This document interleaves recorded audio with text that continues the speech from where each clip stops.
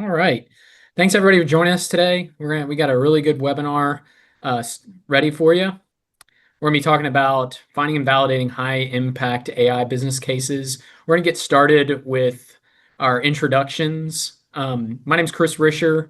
I run our consulting and digital innovation division. I've been at OnePath for roughly a little over 20 years. With that, I'll hand it over to Mike. Yeah, I'm Mike Reynolds. I'm the CEO and owner of Lato AI. We're a custom AI software automation company. Company is about 5 years old, and yeah, we're very excited to be here. It's a great conversation. Corey. Hey guys, I'm Corey. I'm the Vice President of Security Services. I run the Digital Forensics Incident Response team, the Managed Detection and Response team, Security Engineering, and a DevOps team. Great. Thanks, guys. I want to start with what we're going to be focusing on today. We really want to focus in on business needs, kind of moving beyond AI for just AI's sake and focus on high impact use cases. Please feel free to drop comments in the chat if you want to see us expound upon something. This is really intended to be very interactive. We do have a Q&A, so please start dropping questions in there. We've got our marketing team that are going to grab our attention when when we need to address questions. We will have a couple of polls. So with that, actually, we're going to dive right into a poll. I'll go ahead and ask the question. We'll give you guys a few minutes to answer, but we'll kind of press forward in our content for today's webinar. First poll question: at what stage is your organization on its AI adoption journey? A, we haven't considered using AI yet. B, we are actively working on a policy to guide proper AI adoption. C, we have a policy in place, but we are struggling to pinpoint a valuable business case to pursue. D, we have identified a business need and set up metrics, but currently lack the right team members to implement our AI project. And then E, we have successfully implemented AI in our operations. So we will give you guys a few minutes to answer that, and we'll come back to it. But I wanted to start our first question off with Michael. From your experience, what are the most effective methods for businesses to identify potential AI business cases that align with their strategic goals? Without a doubt, the first thing to really do is to start thinking about AI a lot different than just a chat box or a chat GPT to ask questions, a search engine, right? The first thing we really want to do is whenever we're meeting with clients and we're talking about our first conversation is always a discovery conversation. And that discovery conversation really begins with understanding, what systems you have, what processes you use, and the people around it. So systems, processes, and people. And we look at all of those and see how they're all interacting with each other.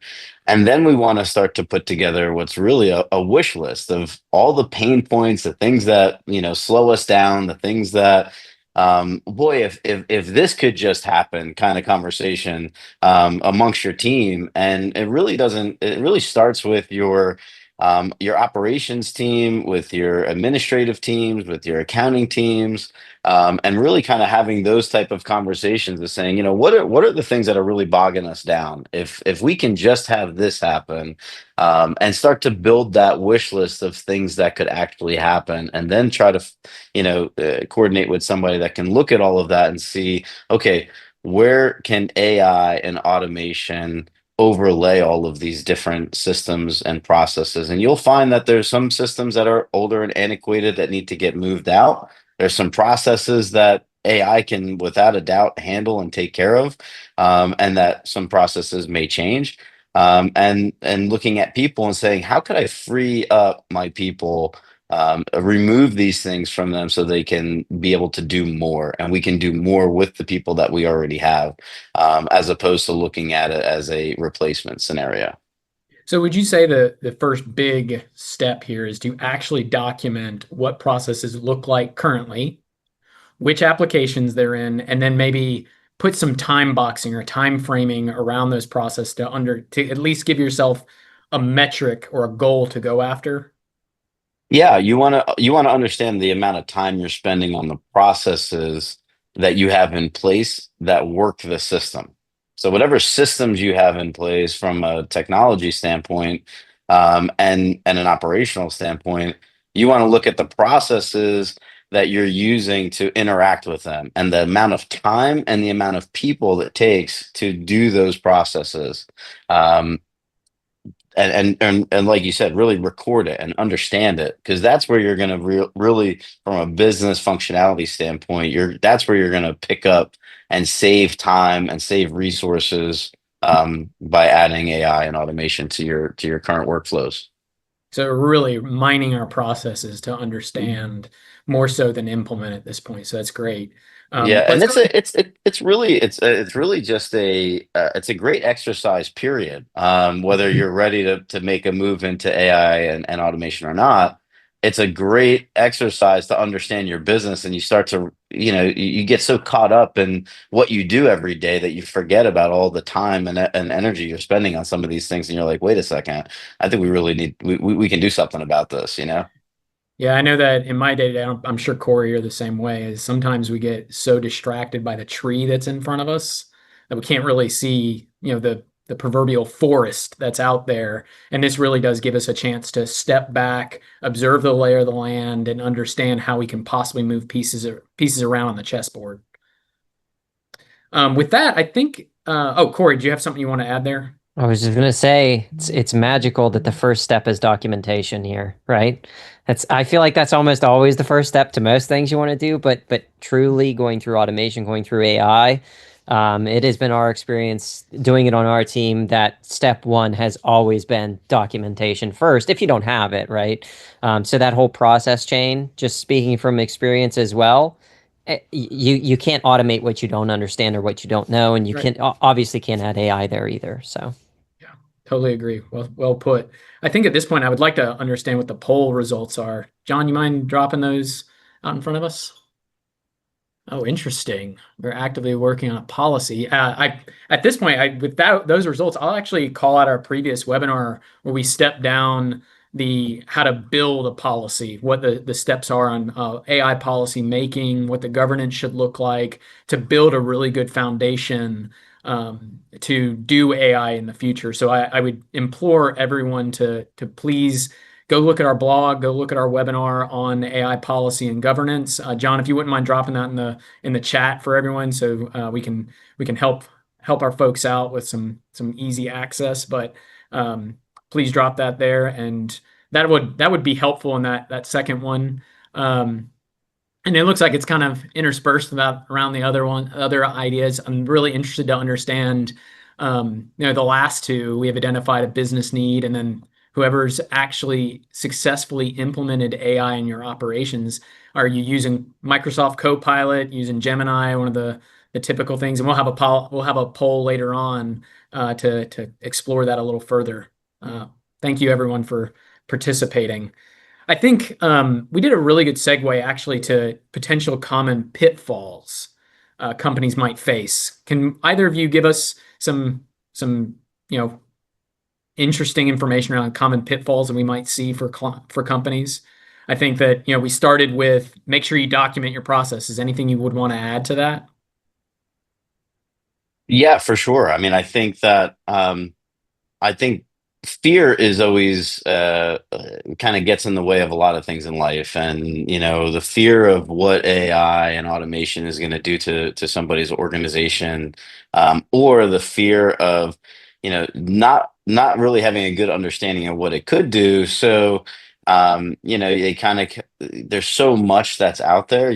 People kind of get paralysis from analysis. There's so much that you can start to dive in and read about and understand. Say, wow, I really don't know exactly what direction I want to go with this.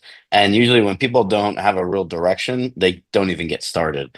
And so I would say the number one thing is just the fear of the unknown of Yeah. what this could actually do for your business. And because of that fear, um, they they just get stopped in their tracks. And I would say 100% you want to get over that right off the bat and realize that AI and automation and all of this isn't a future thing. This is a thing that's happening now. But the other part of that fear is people are also afraid that, oh my gosh, I need to do this and I need to do it right now. And this has to happen. And I need to do all. So they just start grabbing things that are out there to start trying to apply it to their business without really fully understanding what they're implementing and how they're using it.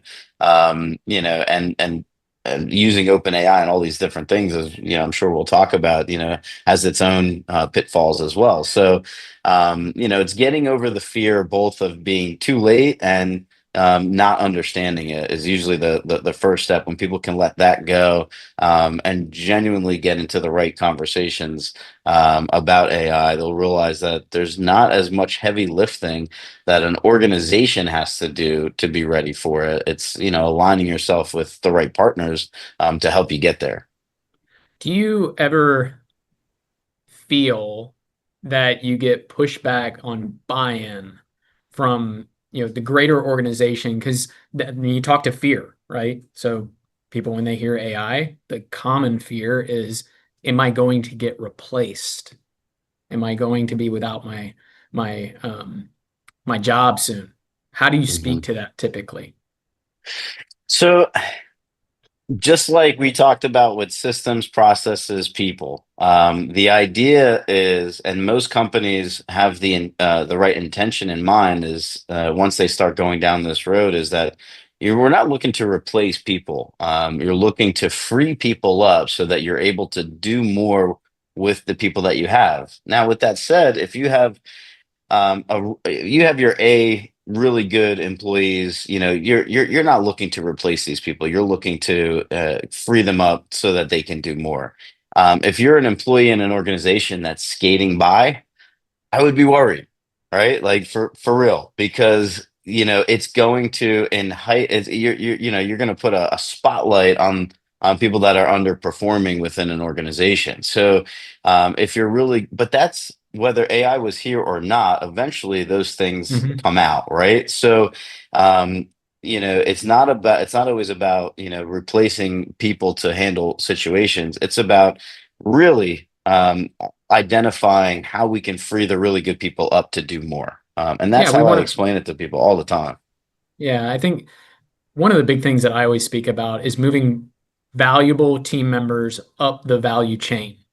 They want to work on the higher value targets.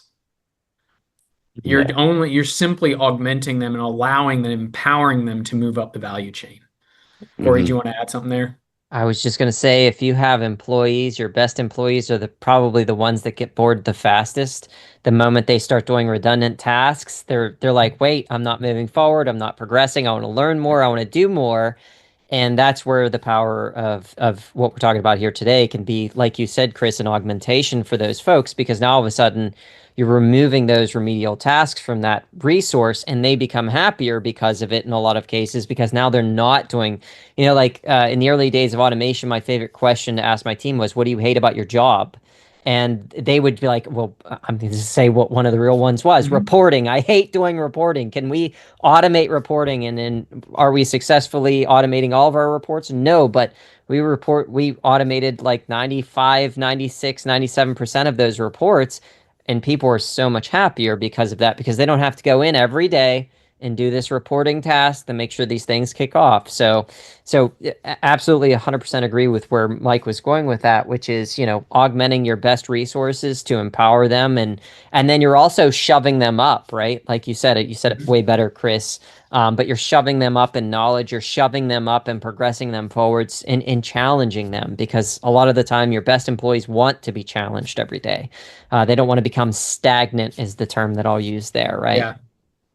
And I think that brings up a big question for me. I mean, Corey, you're in the information security realm, and a lot of AI and information security has to do with anomaly detection.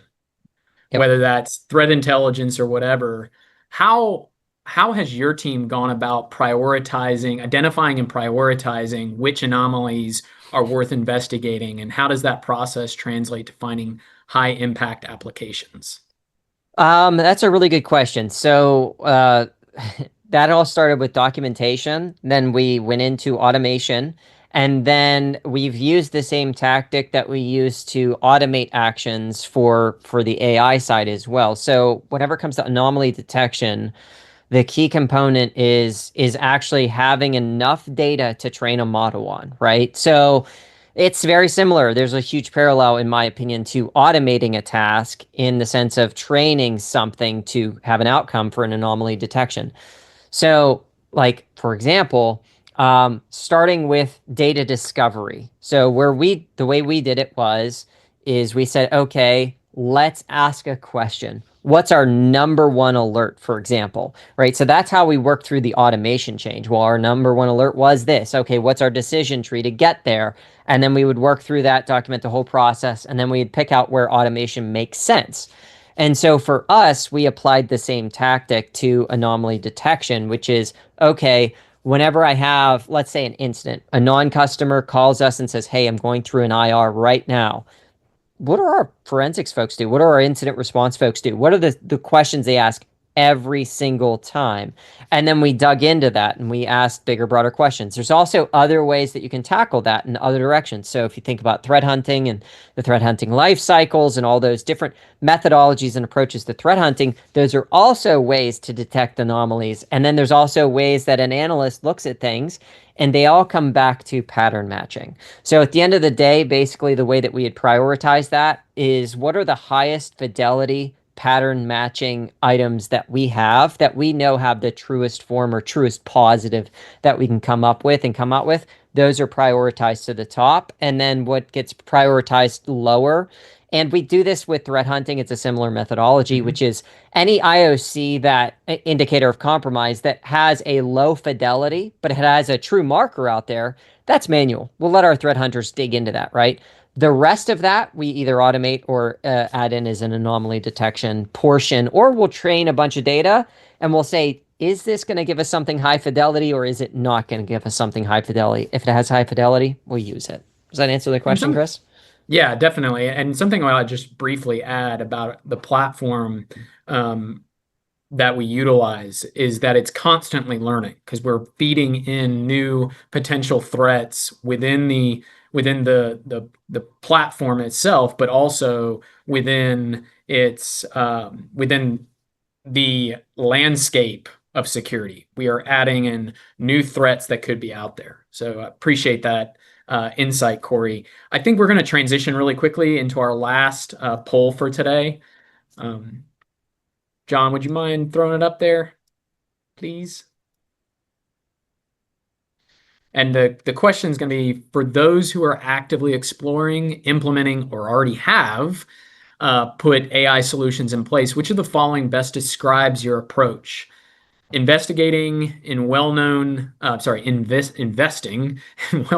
AI platforms, such as Microsoft Copilot, Google Gemini, adopting AI features that are built into specific business tools or applications you already use.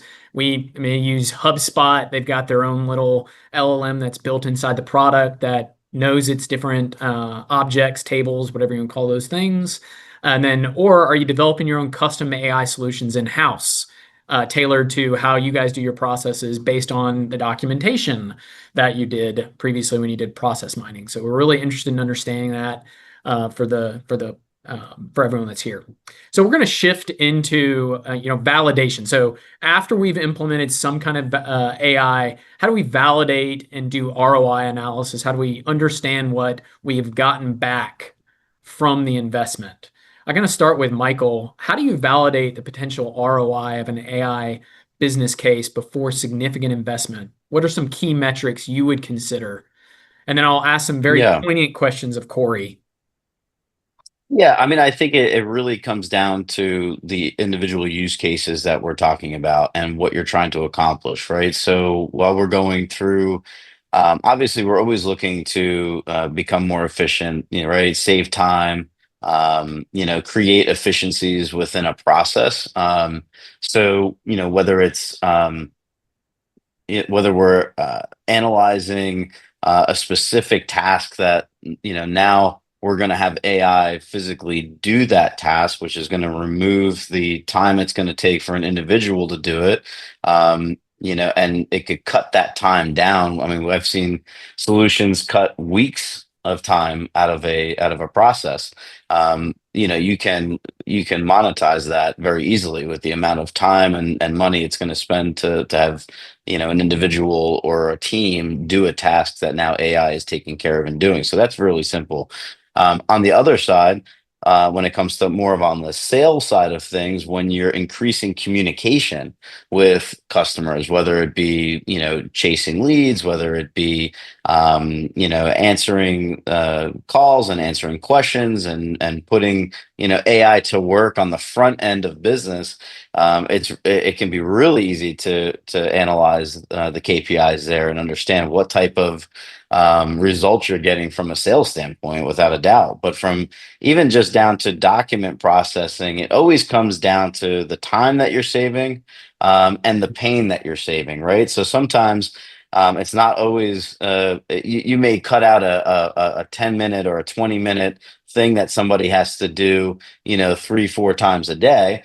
And that really starts to add up over time. Okay, well, now that we've taken that away, what other things is that person able to do, and what type of value add can they do on whatever else that they're now able to do within that 20-minute period of time over 4 times a day.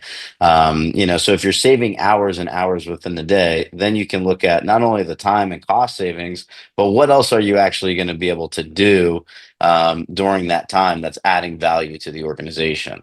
And of course, when you're building and you're connecting all these different, like you said, HubSpot, if you're connecting it to, your Outlook and your HubSpot, and you're answering emails, and you're, feeding stuff into QuickBooks, and you're taking care of your ARs, and between your accounts receivable, you have AI now chasing people that are owing you money instead of you chasing people that are owing you money, or sending out the reminders and collecting faster. I mean, it really gets down into what are the metrics that you're really trying to accomplish here? What is it that what's the use case trying to accomplish right from the beginning?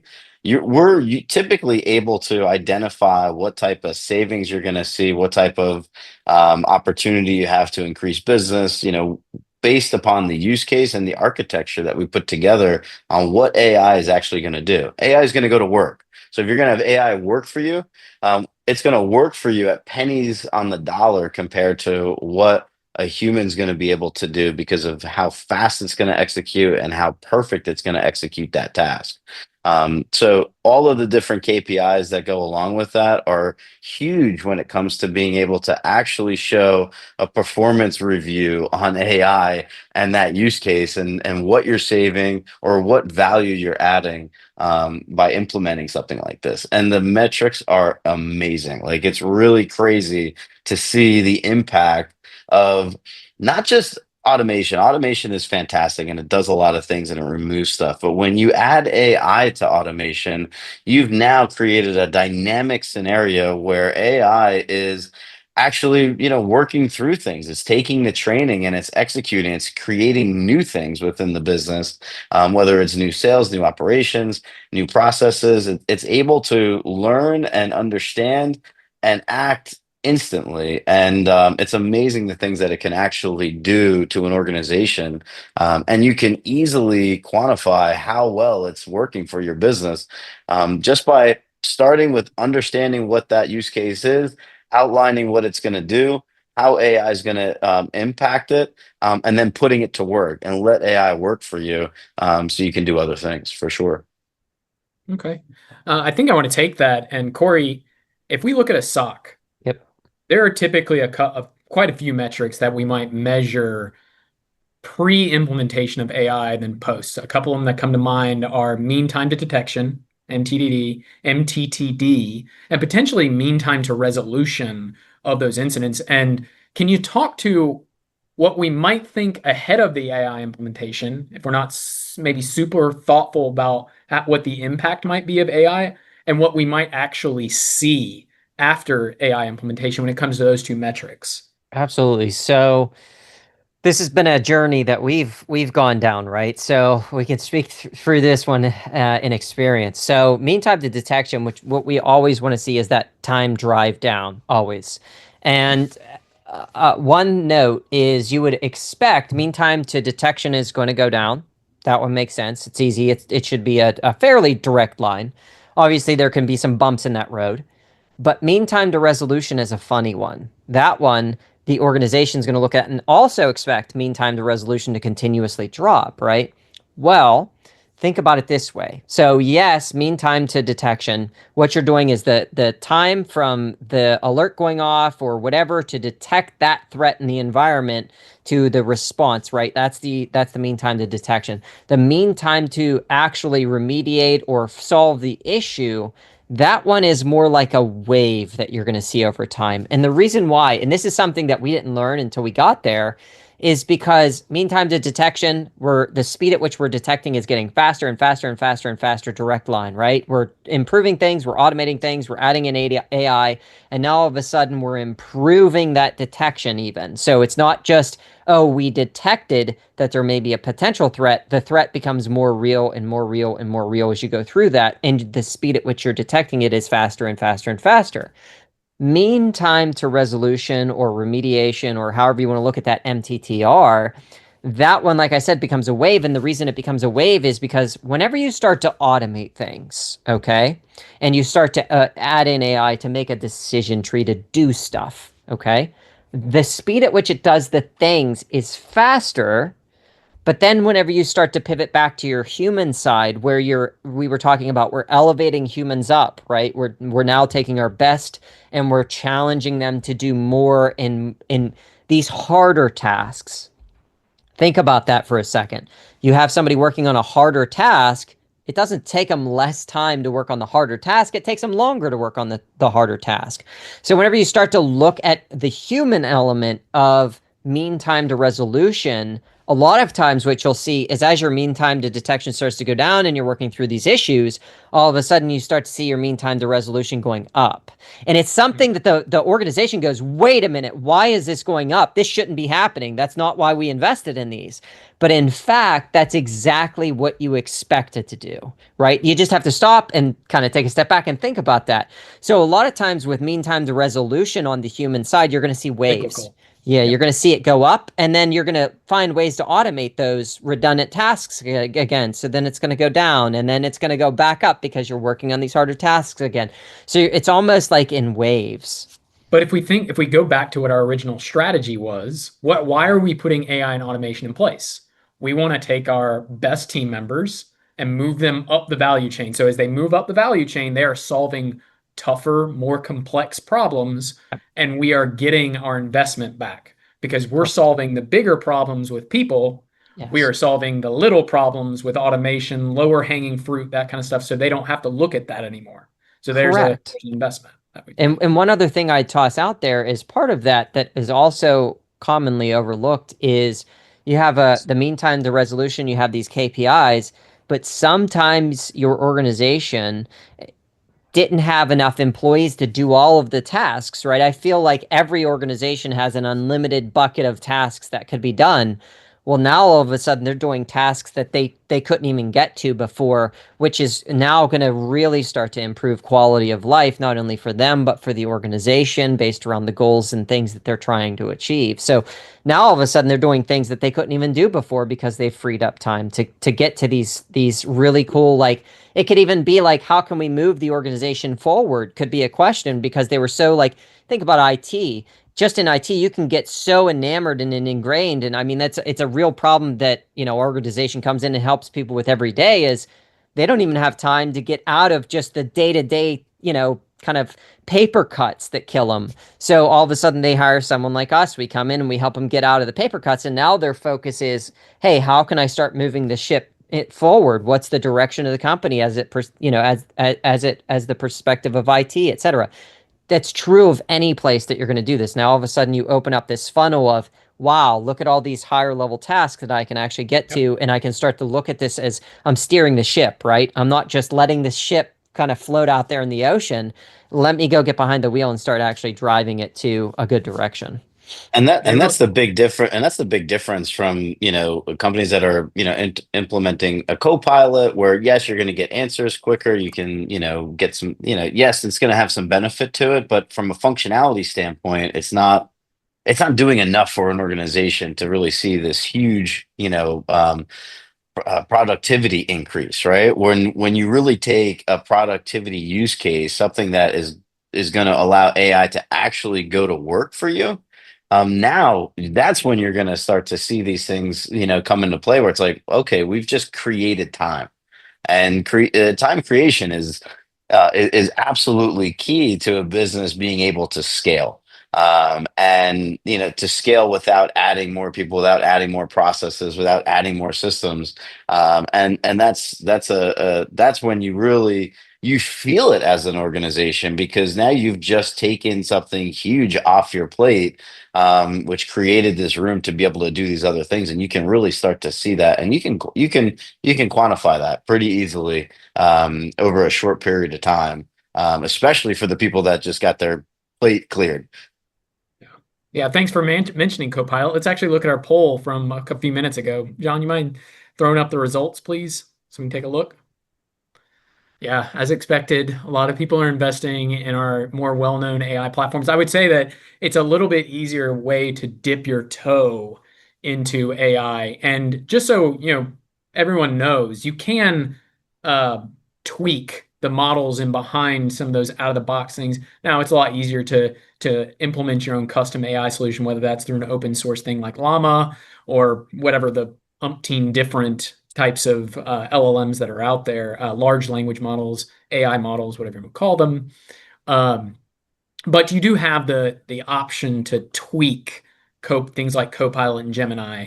Not as simple to Mike's point, but there are those options. So good to see that people are dipping their toes in. I will just throw a thing out there. If you haven't used Teams Premium, it does give you some of those for those that are using a Microsoft-based solution platform. It does give you some automatic note-taking capabilities, recap of meetings. Again, another way to dip your toe into utilizing AI and see immediate productivity gains within the team members that are in meetings like constantly every day. I feel like I'm in meetings all day, every day at this point. So with that, I That's actually when want you're to, ready. Yeah, that's when you're ready for a digital twin, Chris. yeah, Always we'll create a digital twin, and yeah, and great. uh, they can sit in these meetings for you. Sure, sure. People have been asking me if I've turned myself into an AI yet. The next question Mike, I wanted to ask you about. I don't know if you read the recent MIT research. John, if you could throw the link up for the MIT research that came out maybe it was probably about 3 weeks ago at this point, where it was comparing individuals utilizing AI to augment their work, or really replace themselves to do the work. And how, as we utilize tools like that, our cognitive abilities may start to wane a little bit. How can companies leverage AI while ensuring that employee productivity and cognitive engagement remain strong? Are there strategies to strike a balance between AI reliance and human ingenuity?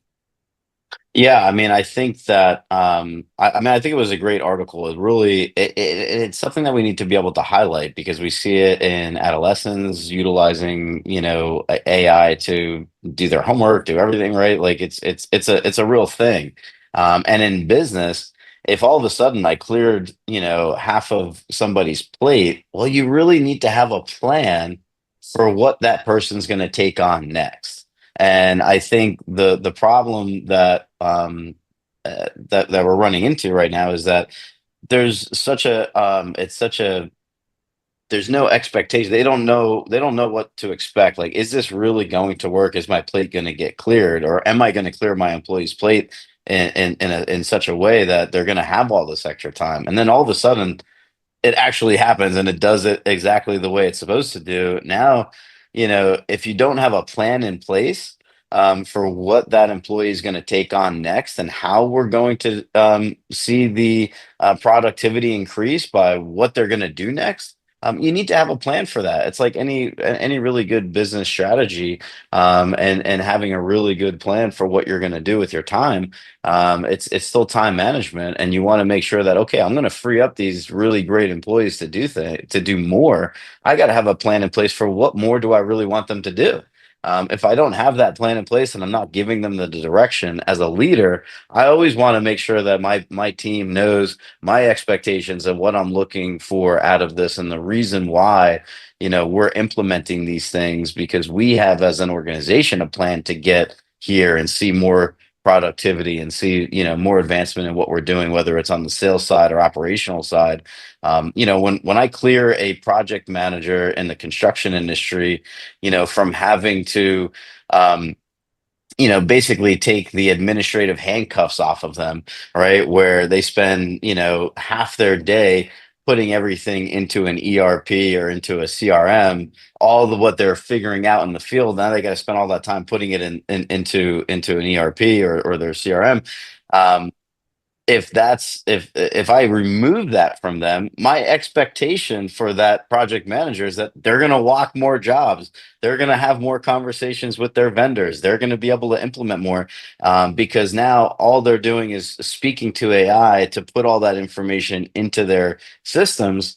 Well, they've just cut out a ridiculous amount of time in their day. I have to have a plan for them moving forward and what they're going to do with that time. Otherwise, that onus is on me as a leader, right? I can't expect the employees to just pick up new job activities without their leadership saying, "Hey, this is what we're going to do at that time." So if you're seeing that in your organization, it comes back to a leadership standpoint and saying, "Okay, you don't have a plan. Let's get a plan together, for all this time that we're going to save you, because it's Love real. That time's real."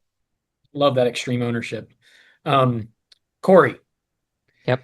there are scenarios where interaction with the AI can introduce major bias. I mean, we touched on it a little bit in the previous question, where if I ask a question in a certain light, in a certain way, I'm going to get a response. It may not be the best response. Can you think of a couple of scenarios where that has happened in the real world? I know in the last webinar we talked about loan approvals, loan origination approvals, and how that has impacted the banking, kind of the financial sector. Can you think of some additional scenarios where that might be an issue? Yeah, absolutely. So the first one I'll go with is very simple.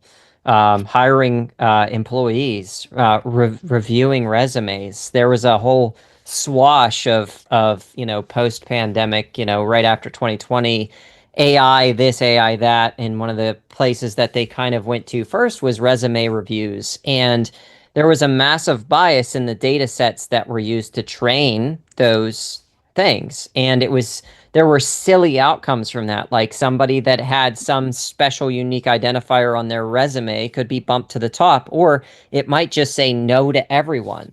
So in that regard, that's one of the real world examples that we've seen. That one less firsthand with our organization because we don't use that in that sense, but more we have seen other organizations succumb to that and wonder why the heck aren't we getting any resumes in here.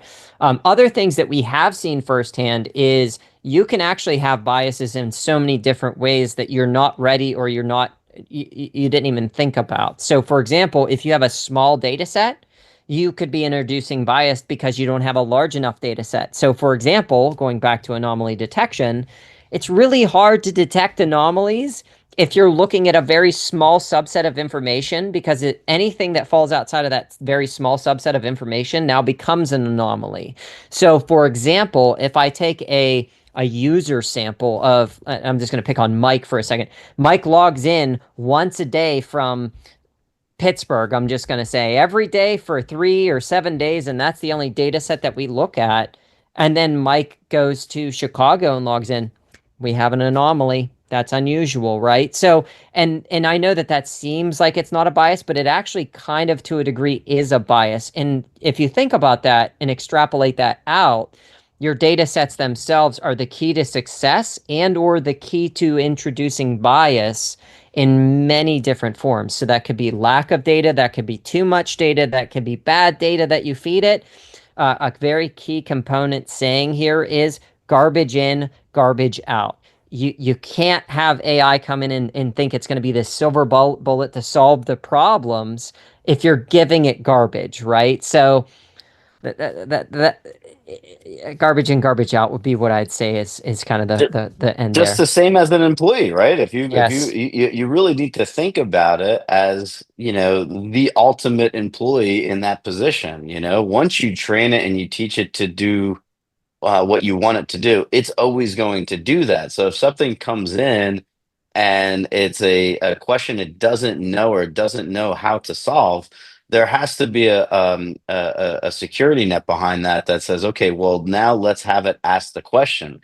If whenever we're hiring new employees, we say to somebody, if you don't know, ask the question, right? Like ask us the question. It's never never a bad question. So you want AI to do the same and reach out to that source of truth and ask the question. So then it can learn and it can update and it can you know, answer that question right the next time around.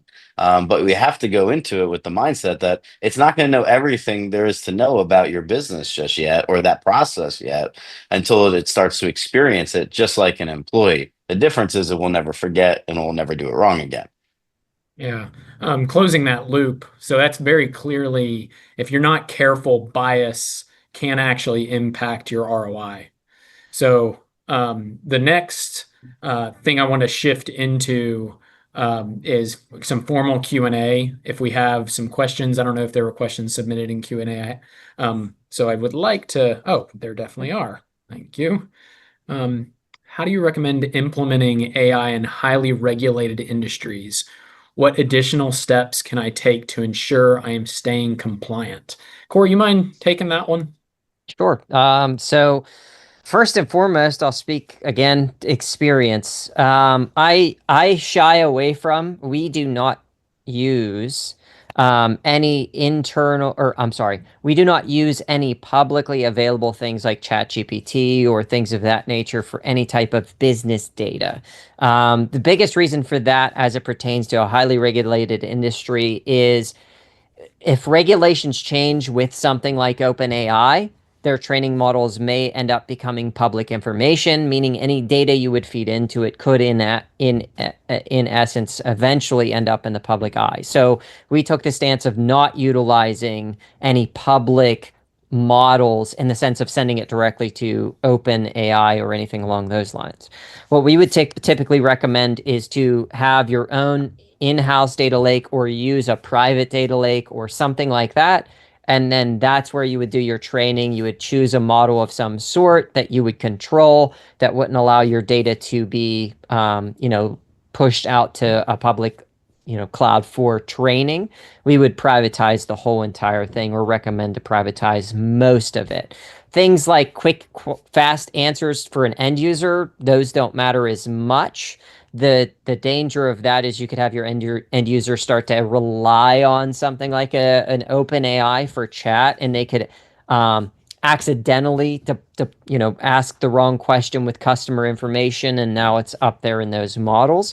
At this point in time today, there's no suggestion that they are going to go open source either or become public, but again, it's just you want to make sure that you're protecting the future of your organization, which is the stance for that. So in a highly regulated industry, I would say to stay compliant, doing the normal things that you would do with your data, which is in-housing it or putting it in a place that you can actually regulate it. You can actually have data logs against who's logging into it, who's utilizing it, and then obviously reducing down who can actually access any of that information.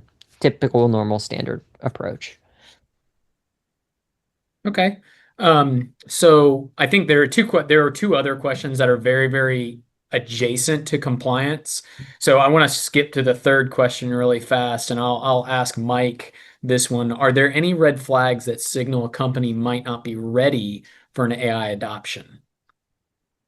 Um, I really don't think that a red flag really comes into play. In people's minds, I think the red flag for them is, well, my data is all over the place.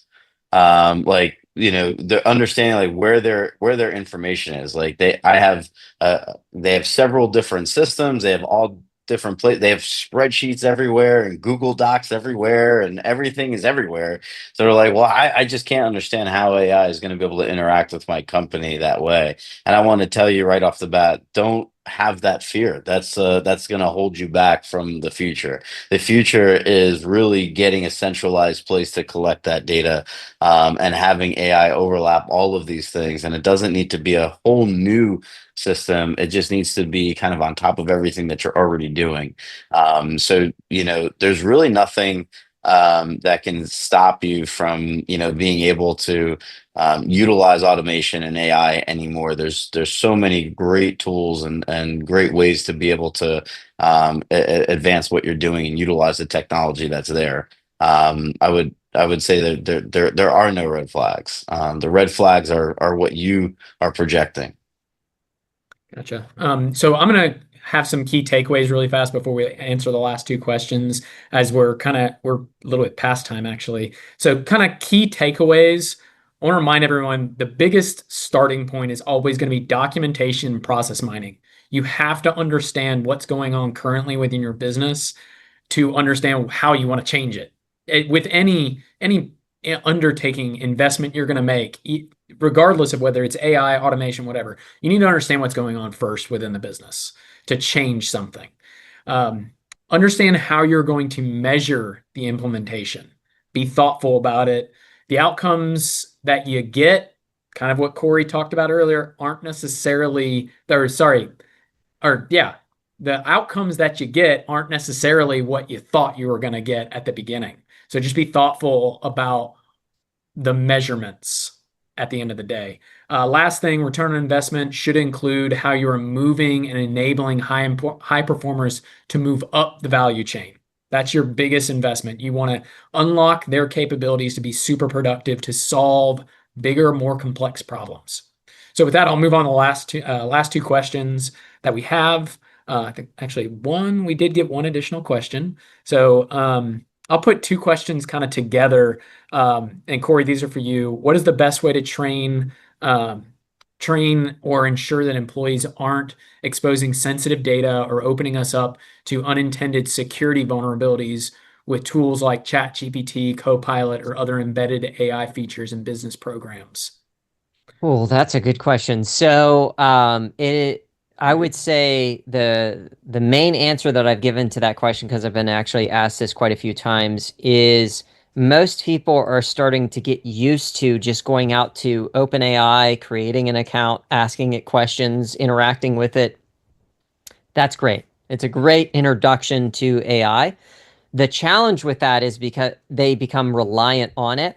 And so making your organization, or creating the capability for your organization to give your user base those capabilities in a safe manner is the key component to that. And what I mean by that is insourcing all of your AI capabilities into a single location so that your user base now can be trained to use that thing, but also being cognizant of the rails that need to be put around it. So for example, I know this is about to be kind of a silly example, but let's say you insource everything and you apply AI to everything. You don't want an end user to be able to then ask a question like, how much does Chris make? What does this person make? Right? Because that data might be in there. So while the in-source piece is very important, I think instead of trying to slap fear into employees around AI and kind of misusing AI or putting customer data into AI, leaning into it and giving them a sanctioned location that has the appropriate rails wrapped around it is the best way that I've seen it be implemented, because now you're kind of leaning into it. Now your employees aren't just saying, well, forget that, I'm going to use my Google account, I don't care. Now they have a sanctioned location where they're allowed to ask whatever questions they want to ask and interact with AI in the way that they feel that they should, that might be able to help them do their job better. I hope that makes sense and answered the question. Okay, yeah, I think that we covered it. The last one in our webinar is some AI models, and I think this is mostly for Mike. Some AI models at certain levels say they do keep your data private at certain levels. I believe that ChatGPT says says this for their enterprise level license. Do you have any insight into this, and would you trust it with sensitive data? So, OpenAI is exactly that. It is open. So a lot of these, most all of these models, are set. There's You can toggle things off to not have it learn from your information. You could, when they're talking about, are they locking down your trusted, uh, secure information that you don't want people to have? I would say that anything that is super sensitive, you do not want to be putting it into OpenAI. It is still open on the on for the if you're a target, you're a target, right? So if somebody's going to target your information, they're going to figure out every which way to get it from you. And OpenAI is exactly that. It is open to the world. Working, with the right team that can, secure that and put it in a really safe place and in a safe environment for you to be able to utilize it is 100% key to securing the data in your organization. And it's no different with any open AI source. So 100%, you want to make sure that you build the right environment to use that. A chat GPT, a Grok, all of them. It doesn't make a difference. They're all the same in that aspect, that they're open for a reason. So if you're targeted, someone's going to find out how to get that information. When you're working with a closed LLM, and you have the right guardrails around it, one door access, all these things that we want to be able to do to make sure that the information is secure and safe. There's a way to be able to do it.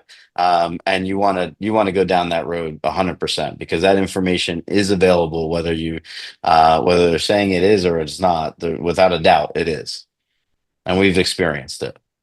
All right, I'm sure with you guys that, have too. oh yeah. With that, I want to remind everyone that we do have a series going on, so please be on the lookout for our next webinar. I don't know, John, if you want to drop that in the chat, make sure everyone knows that next month we do have another webinar. And we're really thankful for everyone joining us today. Please go to our website, take a look at the blogs that we've posted as well as the previous webinars, and we hope you have a great remainder of your day. Thanks a lot. Thank you. Thank you so much.